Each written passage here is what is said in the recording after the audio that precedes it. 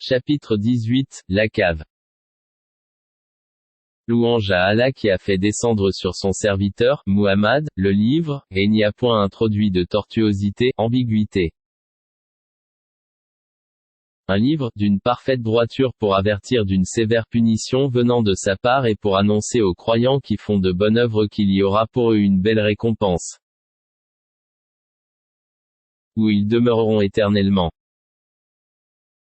Et pour avertir ceux qui disent, Allah s'est attribué un enfant. Ni eux ni leurs ancêtres n'en savent rien. Quelle monstrueuse parole que celle qui sort de leur bouche. Ce qu'ils disent n'est que mensonge. Tu vas peut-être te consumer de chagrin parce qu'ils se détournent de toi et ne croient pas en ce discours. Nous avons placé ce qu'il y a sur la terre pour l'embellir, afin d'éprouver les hommes et afin de savoir qui d'entre eux sont les meilleurs dans leurs actions. Puis, nous allons sûrement transformer sa surface en un sol aride. Penses-tu que les gens de la caverne et d'Ar-Rakim ont constitué une chose extraordinaire d'entre nos prodiges? Quand les jeunes gens se furent réfugiés dans la caverne, ils dirent, ô notre Seigneur, donne-nous de ta part une miséricorde, et assure-nous la droiture dans tout ce qui nous concerne. Alors, nous avons assourdi leurs oreilles, dans la caverne, pendant de nombreuses années. Ensuite, nous les avons ressuscités, afin de savoir lequel des deux groupes saurait le mieux calculer la durée exacte de leur séjour. Nous allons te raconter leur récit en toute vérité. Ce sont des jeunes gens qui croyaient en leur Seigneur, et nous leur avons accordé les plus grands moyens de se diriger, dans la bonne voie. Nous avons fortifié leur cœur lorsqu'ils s'étaient levés pour dire, notre Seigneur est le Seigneur des cieux et de la terre, jamais nous n'invoquerons de divinité en dehors de lui, sans quoi, nous transgresserions dans nos paroles. Voilà que nos concitoyens ont adopté en dehors de lui des divinités. Que n'apporte-t-il sur elles une preuve évidente? Quel pire injuste, donc que celui qui invente un mensonge contre Allah? Et quand vous vous serez séparés d'eux et de ce qu'ils adorent en dehors d'Allah, réfugiez-vous donc dans la caverne, votre Seigneur répandra de sa miséricorde sur vous et disposera pour vous un adoucissement à votre sort. Tu aurais vu le soleil, quand il se lève, s'écarter de leur caverne vers la droite, et quand il se couche, passer à leur gauche, tandis qu'eux-mêmes sont là dans une partie spacieuse, de la caverne. Cela est une des merveilles d'Allah. Celui qu'Allah guide, c'est lui le bien guidé. Et quiconque il égare, tu ne trouveras alors pour lui aucun allié pour le mettre sur la bonne voie. Et tu les aurais crus éveillés, alors qu'ils dorment. Et nous les tournons sur le côté droit et sur le côté gauche tandis que leur chien est à l'entrée, pattes étendues. Si tu les avais aperçus, certes tu leur aurais tourné le dos en fuyant, et tu aurais été assurément rempli d'effroi devant eux. Et c'est ainsi que nous les ressuscitâmes, afin qu'ils s'interrogent entre eux. L'un parmi eux dit, combien de temps avez-vous demeuré là? Ils dirent, nous avons demeuré un jour ou une partie d'un jour. D'autres dirent, votre Seigneur sait mieux combien de temps vous y avez demeuré. Envoyez donc l'un de vous à la ville avec votre argent que voici, pour qu'il voie quel aliment est le plus pur et qu'il vous en apporte de quoi vous nourrir. Qu'il agisse avec tact, et qu'il ne donne l'éveil à personne sur vous. Si jamais ils vous attrapent, ils vous lapideront ou vous feront retourner à leur religion, et vous ne réussirez alors plus jamais.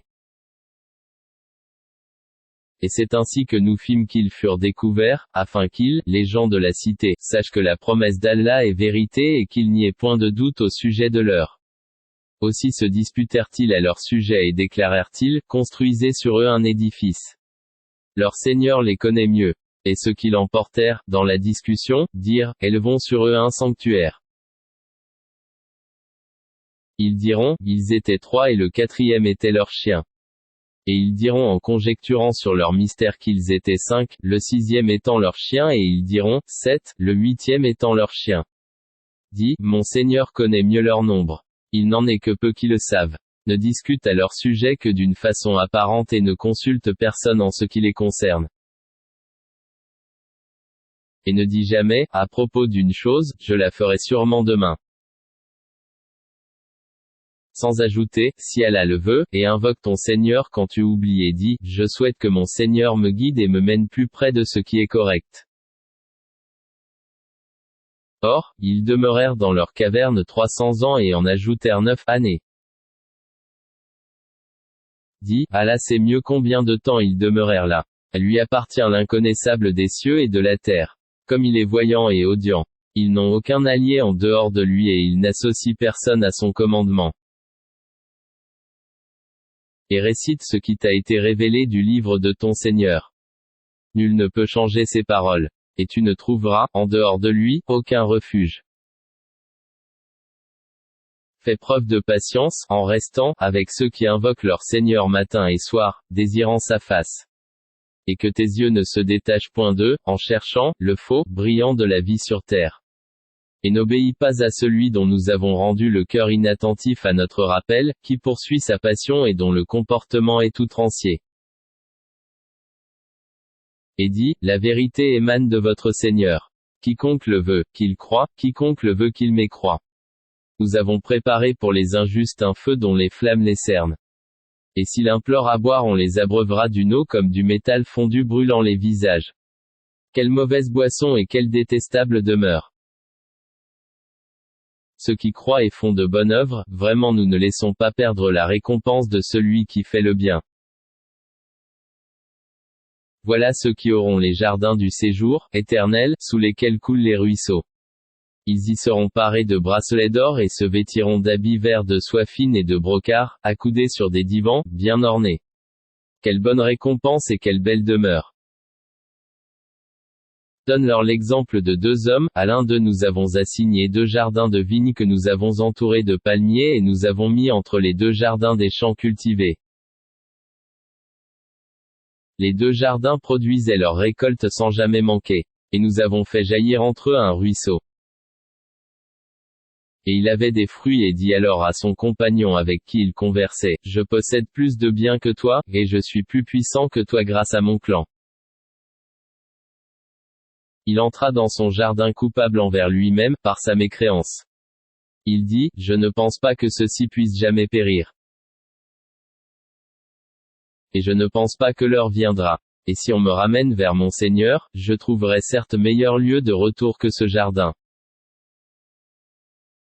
Son compagnon lui dit, tout en conversant avec lui, serais-tu mécréant envers celui qui t'a créé de terre, puis de sperme et enfin t'a façonné en homme?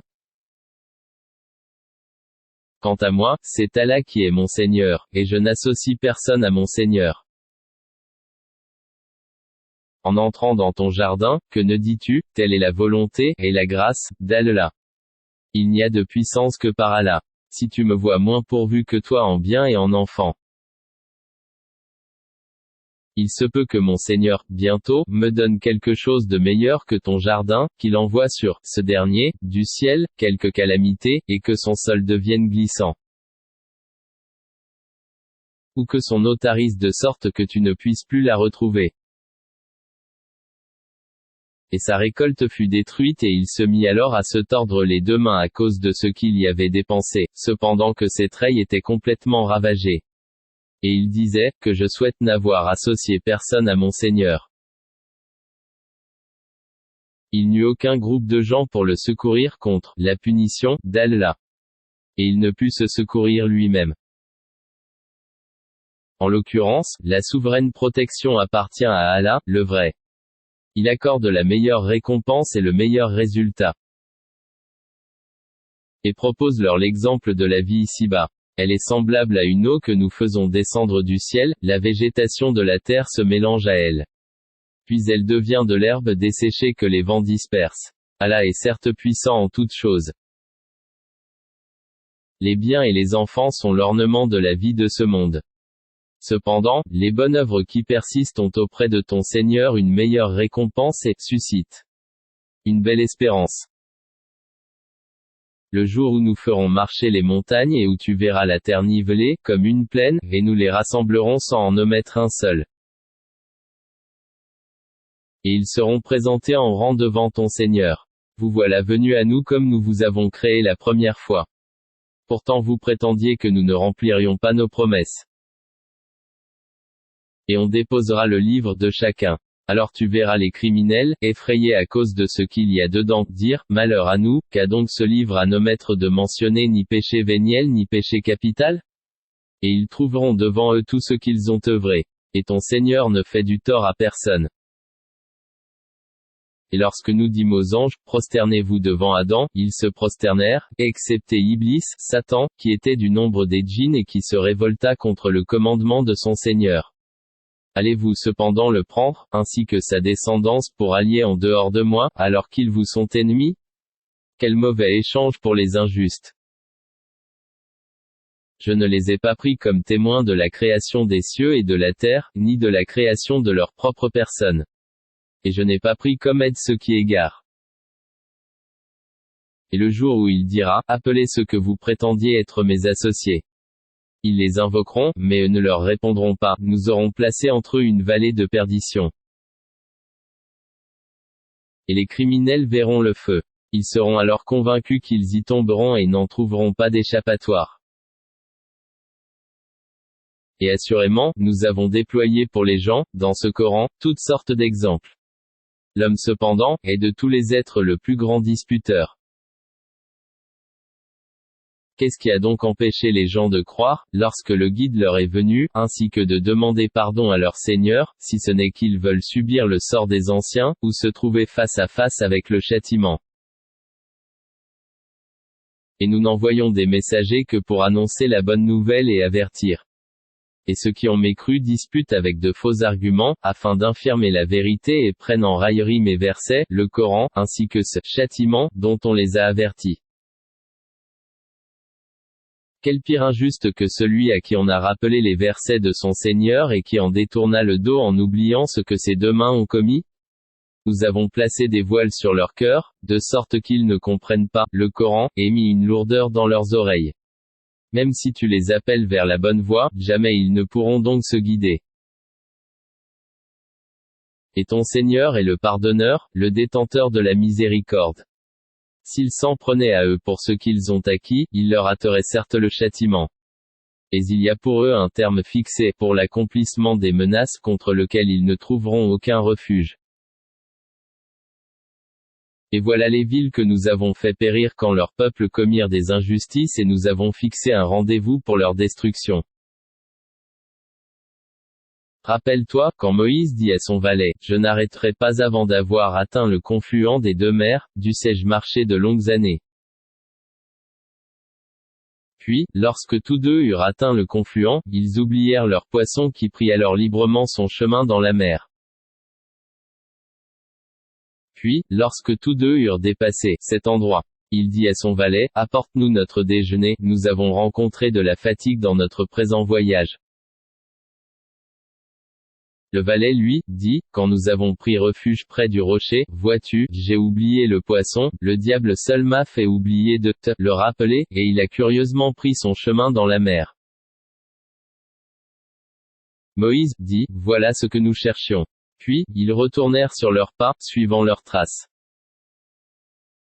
Ils trouvèrent l'un de nos serviteurs à qui nous avions donné une grâce, de notre part, et à qui nous avions enseigné une science émanant de nous.